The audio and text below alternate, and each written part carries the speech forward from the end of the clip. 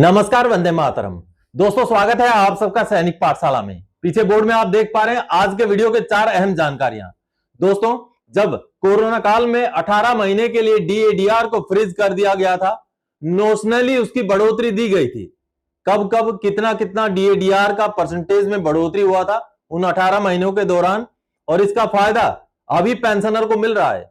अभी 5 जून 2026 के डेट में 23,258 रुपए पेंशनर के खाते में क्रेडिट हुए हैं। आगे पूरी जानकारी को समझ लीजिएगा, उसके बाद फिर पता चलेगा कि क्या आप भी एलिजिबल हैं। आगे मैं आपको इस चार्ट के जरिए भी समझाऊंगा कि कैसे, किस तरीके से, किस किस पीरियड में कितना डीए बढ़ा था और उसका फायदा किस में मिलेगा और कितना तक का फायदा मिलेगा, वो सारी जानकारी आगे आपको डिटेल्स में समझाऊंगा। इसके साथ ही साथ दोस्तों, एसीपी और एमएससीपी मिलने के लिए अभी भी बहुत सारे पेंशनर्स बचे हुए हैं, चाहे खुद पूर्व सैनिक हो, चाहे पूर्व सैनिक की मृत्यु के बाद फैमिली पेंशनर हो। बहुत सारे केसेस अभी भी पेंडिंग हैं। इसके बारे में भी आगे एग्जांपल के साथ समझाऊंगा। पेंशनर को अभी अभी एमएससीपी लागू हुआ, पेंशनर की मृत्यु के बाद फैमिली पेंशनर को और उनकी घरवाली को, यानी कि जो फैमिली पेंशनर है उनको 92,775 रुपए का एरियर का भुगतान हुआ है। अभी हाल फिलहाल की बात है, वो आगे एग्जाम्पल के साथ आपको समझाऊंगा दोस्तों। इसके साथ ही साथ दोस्तों, एफएमए और ईसीएचएस से जुड़ी हुई एक महत्वपूर्ण रूलिंग लेटर है, जिसके बारे में आगे जानकारी दूंगा। एफएमए और ईसीएचएस का एलिजिबिलिटी से जुड़ी हुई ये जानकारी है। और दोस्तों, जो अग्निपथ स्कीम है उसमें जो अग्निवीर होते हैं उनका क्या अब रिटेन करने का परसेंटेज 25% से बढ़ाकर 75% किया गया, और उनको जो सेवा निधि मिलती है क्या वो बढ़कर 12 लाख से 25 लाख हो गया। इसको लेकर के पीआईबी द्वारा एक क्लैरिफिकेशन जारी किया गया है, उसके बारे में भी आगे जानेंगे। तो चलिए अब आगे बढ़ते दोस्तों। सबसे पहली जानकारी, एसीपी एमएससीपी में छूटे हुए हैं बहुत सारे लाभार्थी। जरूर चेक करें आपको मिला कि नहीं या मिलेगा कि नहीं। जी हां दोस्तों, ऐसे बहुत सारे लाभार्थी एमएससीपी प्राप्त करने के लिए छूटे हुए हैं, और खास करके आज की जो जानकारी है वो डीएससी के पेंशनर्स को लेके है। जी हां दोस्तों, डीएससी में एमएससीपी देरी से लागू हुआ था, जिस वजह से बहुत सारे पेंशनर्स रिटायर हो गए, उसके बाद लागू किया गया, जबकि उनको भी लागू था। तो वैसे जो पहले ही रिटायर हो चुके पेंशनर हैं उनको अभी भी एमएससीपी मिलना बचा हुआ है। तो इसी से जुड़ा हुआ एक जानकारी है जिसमें पेंशनर को एमएससीपी लागू था, वो रिटायर भी हो गए, उनकी मृत्यु भी हो गई, लेकिन उनके बच्चे जब मेरे साथ जुड़े, सैनिक पाठशाला के संपर्क में आए, उनको जानकारी हासिल हुई, फिर सही कार्रवाई करने के बाद अब दोस्तों उनको 2 किस्तों में 15,976 रुपए और 76,799 रुपए, कुल मिलाकर के 92,775 रुपए का एरियर का भुगतान हुआ है। ये जो मैसेजेस आप देख पा रहे हैं। अब पेंशनर के जो पीपीओ जारी हुआ था उसको पहले देखते हैं। चलिए दोस्तों, ये सामने आप स्पर्श द्वारा जारी किया गया पीपीओ देख पा रहे हैं, जो एक डीएससी के पेंशनर का पीपीओ है। ये नायक रैंक से रिटायर हुए थे, ये 2002 के भर्ती थे और फरवरी 2020 के रिटायरी थे। दोस्तों आपको बता दूं, डीएससी में एमएससीपी स्कीम जनवरी 2016 से शुरू हुआ था। आर्मी, नेवी, एयरफोर्स के लिए जनवरी 2006 से लागू है, लेकिन डीएससी में जनवरी 2016 से लागू है। तो ऐसे में ये फरवरी 2020 के रिटायरी थे, इनका लेंथ ऑफ सर्विस 16 साल से ज्यादा था। आप यहां पर देखिए, तो इनको जो है एमएससीपी हवलदार लागू था, मिलना चाहिए था, लेकिन नहीं मिला था। तो जब पेंशनर के बच्चे मेरे संपर्क में आए, उसके बाद उनको गाइड किया गया और अब एमएससीपी हवलदार लागू करते हुए ये पीपीओ निकाला गया है। पेंशनर की मृत्यु हो चुकी है, फैमिली पेंशनर को अब ये लाभ मिलेगा। दोस्तों आप देखिए, 5 मार्च 2025 को पेंशनर की मृत्यु हो चुकी है। पेंशनर की मृत्यु होने के बाद उनकी वाइफ को फैमिली पेंशन मिल रहा है। अब ये पीपीओ निकाल करके पे लेवल 5 कर दिया गया है, यानी कि हवलदार का पेंशन एडजस्ट कर दिया गया है और उनका पेंशन का अमाउंट में भी बढ़ोतरी कर दिया गया है। आप यहां देखेंगे तो आपको पता चलेगा। ये देखिए, पहले इनको इससे कम पेंशन मिलता था, अब ये पेंशन इंक्रीज करके 22,800 कर दिया गया है। अब देखिए, ये देखिए, पे लेवल 04 से 05 किया गया और हर चीज को यहां पर बढ़ा करके इस तरीके से ये नया पीपीओ जारी किया गया। क्योंकि दोस्तों डीएससी में जनवरी 2016 से जो है एमएससीपी लागू है और इसका आदेश देरी से आया था, तो इस वजह से बहुत सारे पेंशनर्स बगैर एमएससीपी का लाभ लिए ही रिटायर हो चुके हैं।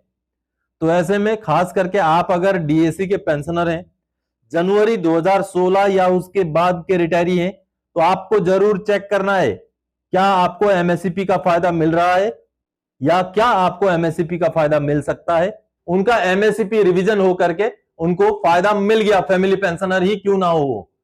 चलिए, जो उनके बच्चे ने एक वीडियो संदेश भेजा है उसको सुनिए। नमस्ते, मेरा नाम है ज्योतिमणि नाथ, सन ऑफ लेट नायक मोहन चंद्र नाथ। हमने एमएससीपी के लिए क्लेम किया था, हालांकि उसके लिए मैंने एप्लीकेशन दिया हुआ था। एप्लीकेशन देने के बाद एमएससीपी तो एक्सेप्ट हो गया, लेकिन उसका जो एरियर था वो पेंडिंग था, काफ़ी टाइम तक एरियर नहीं मिला था। तो एक दिन फिर मेरे मम्मी ने मुझे सैनिक पाठशाला के बारे में बताया, तो मैंने जाके वहाँ वीडियोस देखे और सैनिक पाठशाला के जो सर है उन्होंने जितने भी प्रोसेसेस बताए थे उसके हिसाब से हमने कार्य ये जो भी उन्होंने दिया था कि कैसे हमें प्रोसेस आगे फर्दर प्रोसेस को करना है, उन्होंने वो सारे डिटेल दिया हमें। और उसके हिसाब से हमने सीपी ग्राम्स में ग्रेवियंस डाले। ग्रेवियंस डालने के लगभग एक महीने के बाद हमारे जो एरियर्स पेंडिंग थे वो हमारे मम्मी के अकाउंट में क्रेडिट हो गए। और वो जो अमाउंट है दो हिस्सों में आए थे, एक था 76,799 रुपीज़ और अनदर वन इज़ 15,976। और ये जो है अमाउंट, ये हमारे जो मम्मी के पेंशनर अकाउंट है उसी में क्रेडिट हो गए थे। और उसका प्रूफ के लिए मैं स्क्रीनशॉट भी शेयर कर रहा हूँ ताकि आप लोग भी देख पाए उसे। और मैं तहे दिल से अपने जितने भी दर्शक हैं सैनिक पाठशाला के सभी को और सैनिक पाठशाला के जो सर हैं उनको भी बहुत बहुत थैंक यू बोलना चाहता हूँ, उन्होंने इतना हमें हेल्प किया। तो दोस्तों, आपने देखा कि किस तरीके से फैमिली पेंशनर को भी न्याय हासिल हुआ। आपका भी अगर ऐसा कोई इशू है जो आप मुझसे संपर्क करना चाहते हैं, पेंशन से जुड़ा हुआ, एमएससीपी से जुड़ा हुआ, एसीपी से जुड़ा हुआ, चेक करना चाहते हैं, तो आप चैनल को ज्वाइन करेंगे और मेंबर्स ओनली वाले वीडियो देखेंगे, तो वहां आपको मेरा व्हाट्सएप नंबर मिलेगा। फिर उस व्हाट्सएप में आप मुझसे मैसेज के जरिए जानकारियां हासिल कर सकते हैं। पहली बार जब मैसेज करें तो मेंबरशिप वाला स्क्रीनशॉट के साथ करें। चलिए, अब अगली जानकारी दोस्तों, अग्निवीर अब होंगे 80% स्थायी, सेवा निधि भी बढ़ेगा, बढ़कर 12 लाख से 25 लाख। मसला पीआईबी ने कर दिया क्लियर। जी हां दोस्तों, एक ऐसी ही खबर जो है सोशल मीडिया में बहुत ज्यादा वायरल हो गई, उसको खबर को पहले देखते हैं। चलिए दोस्तों, पिछले 2-3 दिन से फर्स्ट क्लास भारतीय सेना का लोगो लगा हुआ ये एक सूचना वायरल हो रहा है सोशल मीडिया में। 1 जून 2026 का ये सूचना बताया गया, ये नोटिस बताया गया है, जिसमें बड़ी खुशखबरी दी गई है।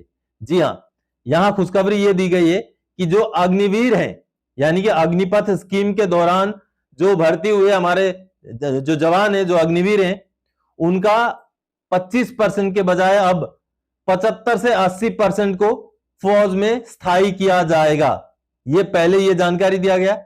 फिर आगे केवल 25% ही जो है फौज से निकाले जाएंगे, ये बताया गया। और साथ ही साथ जो सेवा निधि है, जो 12 लाख रुपए है, उसको बढ़ाकर 25 लाख कर दिया गया, ये इस नोटिस में बताया गया। और बकायदा ये देखिए स्टैंप वगैरह भी एक लगा हुआ है। तो आपने देखा, ये नोटिस जब वायरल हुआ तो अब पीआईबी की तरफ से, यानी कि प्रेस इंफॉर्मेशन ब्यूरो की तरफ से ये क्लैरिफिकेशन जारी करना पड़ा। ये देखिए, fake Agniveer notification attributed to Indian army circulating online.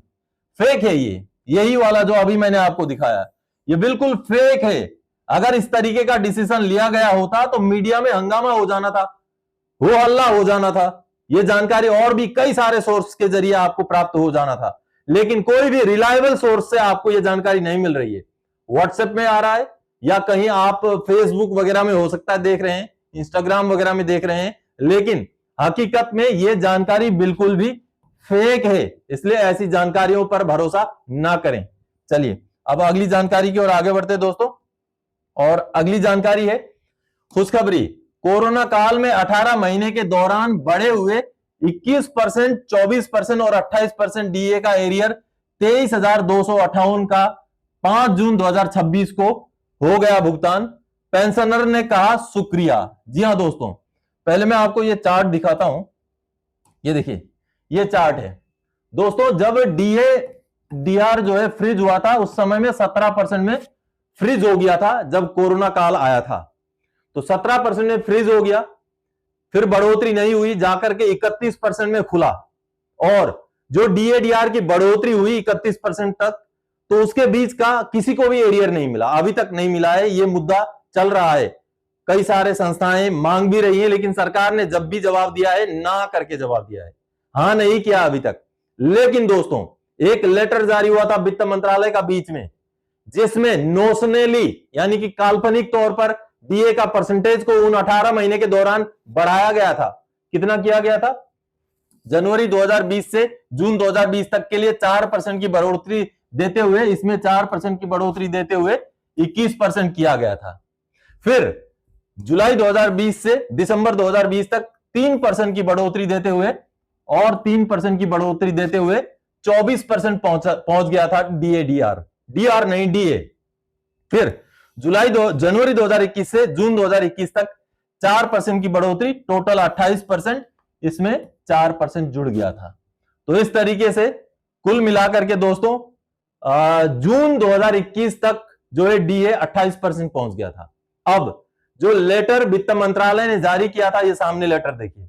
अब इस लेटर के जरिए ये क्लैरिफिकेशन दिया गया था कि पेंशन कैलकुलेशन में जो डीएडीआर का इस्तेमाल होता है, क्योंकि पेंशन में जो ग्रेच्युइटी का कैलकुलेशन होता है या लिव इनकेसमेंट का कैलकुलेशन होता है, उसमें डीए का परसेंटेज को भी लेकर के कैलकुलेट किया जाता है। तो जो भी पेंशनर उस ड्यूरेशन में रिटायर हुए, यानी कि जनवरी 2020 से जून 2021 तक के बीच में, उनको डबल घाटा हो गया। जो डीए बढ़ोतरी हुई वो तो नहीं मिला डीए के परसेंटेज के हिसाब से, साथ ही साथ उनका पेंशन का कैलकुलेशन भी, यानी कि ग्रेच्युइटी और लिव इनकेसमेंट का कैलकुलेशन भी 17% के हिसाब से ही हुआ था।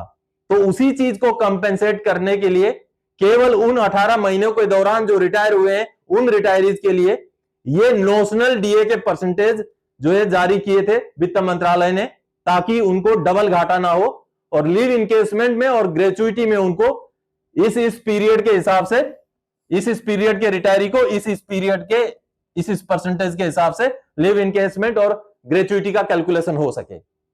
अब ज्यादातर पेंशनर्स को ग्रेच्युइटी का कैलकुलेशन के हिसाब से, नए रिवाइज रेट के हिसाब से, यह 17% के बजाय इस पीरियड वालों के लिए 21%, इसके लिए 24%, इसके लिए 28% भुगतान लगभग हो चुका है। ग्रेच्युइटी की बात कर रहा हूं जो पीसीडीए से होता है। लेकिन दोस्तों जो लिव इनकेसमेंट है उसका भुगतान बहुत सारे पेंशनर्स अभी भी बचे हुए हैं, जो कार्रवाई कर रहे हैं, जो ग्रीवांसेस डाल रहे हैं, केवल उन्हीं के केस में जो है प्रोसेस हो रहा है। और अभी एक पेंशनर को उसका भुगतान हो गया है और उनका भुगतान दोस्तों 23,258 रुपए का हुआ है। इससे कुछ दिनों पहले उनका एक लेटर जारी हुआ था, चलिए उसको देखते हैं। दोस्तों ये सुरिंदर सिंह जी का केस है। देखिए सुरिंदर सिंह जी जो कि कोरोना काल के समय के रिटायरी हैं, वो 2020 के रिटायरी हैं। तो उस समय में डीएडीआर, लिव इनकेसमेंट और ग्रेच्युइटी कैलकुलेशन के लिए बढ़ोतरी कर दिया गया था। बहुत सारे पेंशनर्स को ग्रेच्युइटी का बढ़ोतरी वाला जो डिफरेंस है वो तो मिल चुका है, लेकिन लिव इनकेसमेंट का अभी भी बहुत सारे पेंशनर्स हैं जिनको मिलना बचा हुआ है। जो केस टेकअप कर रहे हैं, जो जागरूकता के हिसाब से आगे बढ़ रहे हैं, उन्हीं को मिल पा रहा है। अब सुरिंदर सिंह जी का कुछ दिनों पहले ये लेटर निकला था, जिसमें पीओआर ने, ये देखिए पे अकाउंट ऑफिस ने ये एक्सेप्ट किया था कि उनका 222 दिन का जो लीव इनकेसमेंट का पैसा है वो 24% डीए के हिसाब से कैलकुलेट होना है, जो अभी अंडर प्रोसेस है, और उसका भुगतान कर दिया जाएगा। ये जानकारी इस लेटर में दी गई थी सुरिंदर जी को। तो आपने लेटर देखा, अब पेंशनर ने जो वीडियो संदेश भेजा है उसको सुन लीजिए। सत श्री अकाल सर, मैं एक्स हवलदार सुरिंदर सिंह। सर मैं 31 अक्टूबर 2020 को कोरोना के टाइम में रिटायरमेंट होया हूँ। और सर मैं सैनिक पाठशाला की रोज़ वीडियो देखता हूँ, और जब मेरे को पता चला कि कोरोना टाइम बाद में डीए बढ़ गया था, 24% हो गया था, और मेरे को 17% के हिसाब से लीव का पैसा मिला। तो मैंने सर सैनिक पाठशाला की वीडियो देखी और मैं सैनिक पाठशाला से बात की, और सर ने मेरे को बताया कि आप अपना ग्रीवेंस डालो, आपको इसका जवाब ज़रूर मिलेगा। सर मैंने सीपी ग्राम में ग्रीवेंस डाला और मेरे को 5 जून 2026 को मेरे अकाउंट में 23,258 रुपये क्रेडिट हुए। सैनिक पाठशाला आपका बहुत बहुत धन्यवाद। आप भी किसी भी आदमी की कोई समस्या है तो सैनिक पाठशाला से संपर्क करें और अपनी प्रॉब्लम। तो आप सबने देखा दोस्तों, आप भी अगर कोरोना काल के पीरियड के रिटायरी हैं, इस पीरियड के रिटायरी हैं, तो ये परसेंटेज के हिसाब से आपका लिव इनकेसमेंट का रिवीजन होना है। जी हां, और अगर नहीं हुआ है, वो रिवीजन नहीं मिला है, तो आपने सीपी ग्राम्स में ग्रीवेंस जरूर डालना है। आप इस नंबर में कॉल करके भी ग्रीवेंस डाल सकते हैं, ये जो नंबर आप देख रहे हैं, और आप ऑनलाइन भी ग्रीवेंस डाल सकते हैं। प्रिफरेबली ऑनलाइन डालें तो अच्छा है, क्योंकि ऑनलाइन डालने से आप डॉक्यूमेंट वगैरह भी अटैच कर सकते हैं।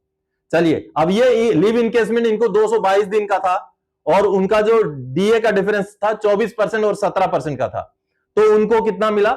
23,258 मिला। अब किसी का मान लीजिए लिव इनकेसमेंट 300 दिन का होता है, तो 300 दिन का होता है, और कोई 24% या 28% के भी होते हैं, तो एज एन एवरेज अगर मैं बोलूं तो लिव इनकेसमेंट का केवल 300 दिन का अगर किसी का हो, तो एज एन एवरेज, चाहे सबसे नीचे वाला हो चाहे सबसे ऊपर वाला हो, तो उनको वो डिफरेंस कम से कम भी 25,000 से 50,000 के बीच में अमाउंट मिल सकता है। अगर नहीं मिला है तो जरूर कार्रवाई करें दोस्तों, ये बेहद ही अहम मसला है। आप किसी कोरोना काल के रिटायरी को जानते हैं तो उनके साथ भी ये जानकारी साझा जरूर करें। चलिए, अब अगली जानकारी की ओर आगे बढ़ते हैं दोस्तों। अगली और आखिरी जानकारी है एफएमए और ईसीएचएस को लेकर आर्मी हेडक्वार्टर का एक अहम आदेश समझें।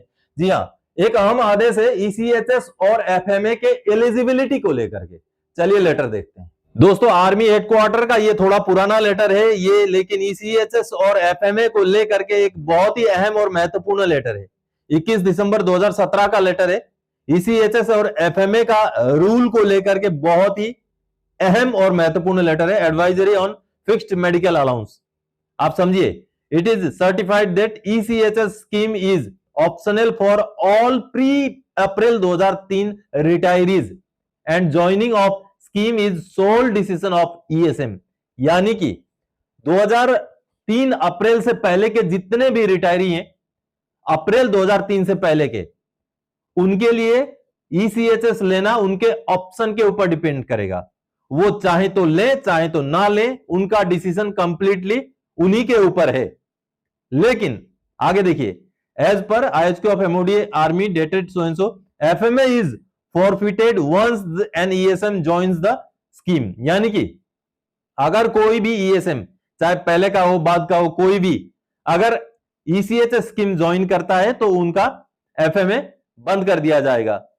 एज पर government orders, ex service and contributory health scheme is compulsory for all post April 2003 retirees. यानी कि सरकारी आदेश के अनुसार अप्रैल 2003 के बाद के रिटायरीज के लिए ईसीएचएस स्कीम कंपल्सरी है। इसमें कोई भी नानू नहीं कर सकता है। लेकिन उसमें एक कंडीशन है, आपके जिले में अगर फौजी चिकित्सा सुविधा नहीं है, वो सर्टिफिकेट आपको प्रोवाइड करना पड़ेगा। 2003 अप्रैल के बाद के रिटायरीज को भी तब मिल पाएगा ईसीएचएस, वो बाद में उसके गाइडलाइन निकले थे। यानी कि एक बार आपने ईसीएचएस शुरू करवा लिया तो फिर आप एफएमए नहीं ले सकते। तो इसी तरीके का ये देखिए, ये जानकारी इस लेटर के जरिए दी गई है दोस्तों। ईसीएचएस या एफएमए जो भी आप लेना चाहें, आपके एलिजिबिलिटी के हिसाब से उसको लेने के बाद लाइफ टाइम में आप एक ही बार उसका बदलाव कर सकते हैं। अगर आपने एक बार उसको बदल दिया, एफएमए से ईसीएचएस या ईसीएचएस से एफएमए आपने एक बार बदलाव कर दिया, तो अगर आप दोबारा करना चाहें तो नहीं होगा। जो आपने लिया वही आपको जिंदगी भर लेना पड़ेगा। तो सोच समझकर ध्यान से करना है। वैसे तो एफएमए से ईसीएचएस बहुत गुना जो है बेहतर होता है। हालांकि सबका अपना अपना रिक्वायरमेंट के हिसाब से होता है, लेकिन एफएमए से बेहतर ईसीएचएस ही होता है। अब विसंगतियां हैं ईसीएचएस में, दवाइयों की कमियां, स्टाफ का जो है कमी, या ठीक से पेशेंट को अटेंड ना करना किसी किसी जगह पर, ऐसी कमियां हैं। लेकिन कमियों को तो दूर किया जा सकता है। लेकिन किसी दिन मान लीजिए आप एफएमए लेते हैं, किसी दिन ऐसी जरूरत पड़ गई, क्योंकि जिंदगी का क्या भरोसा, कभी भी कुछ भी ऐसी जरूरत पड़ सकती है। भगवान ना करे आपको कोई ऐसी बीमारी लग जाए जिसमें बहुत सारा पैसा खर्चा होने वाला है, तो ऐसे में कहीं ना कहीं ईसीएचएस की सुविधा सबसे बेहतर होती है। तो बाकी वैसे फैसला कंप्लीटली आपके ऊपर ही है दोस्तों। तो दोस्तों, आज के इस वीडियो में इन्हीं जानकारियों के साथ आया था। आने वाले समय में और कोई जानकारीदायक आपसे सरोकार रखने वाला विषय लेके मैं फिर से हाजिर हो जाऊंगा। तब तक के लिए जय हिंद दोस्तों।